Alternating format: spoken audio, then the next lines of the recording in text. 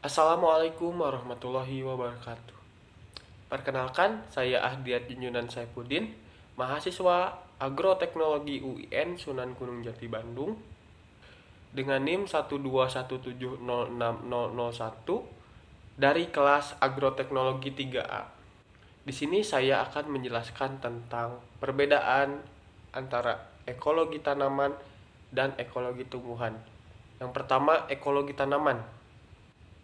Menurut buku Ekologi Tanaman yang dibuat oleh Hoirani Hanum pada tahun 2009, menyatakan bahwa ekologi tanaman merupakan suatu ilmu yang dimana kita mempelajari tentang hubungan timbal balik antara tanaman dan lingkungannya.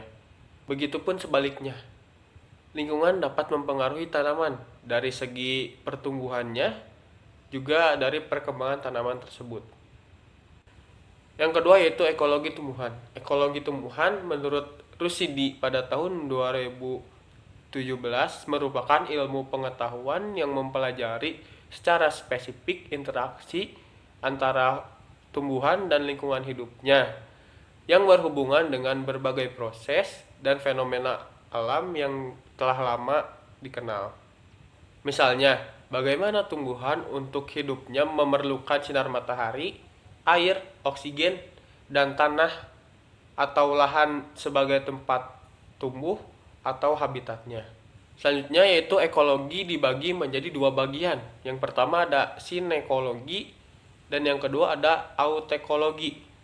Sinekologi sering disebut juga sebagai ekologi komunitas, yaitu kajian ekologi yang mempelajari komunitas makhluk hidup sebagai satu kesatuan yang saling berinteraksi antara berbagai jenis makhluk hidup dengan lingkungan di sekitarnya.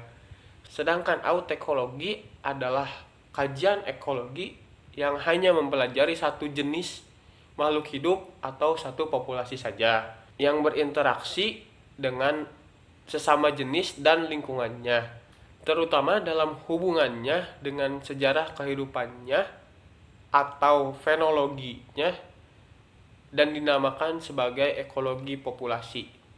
Tujuan mempelajari ekologi tanaman adalah agar kita dapat melakukan budidaya tanaman dan memperoleh hasil yang optimum tanpa merusak lingkungan. Terima kasih. Wassalamualaikum warahmatullahi wabarakatuh.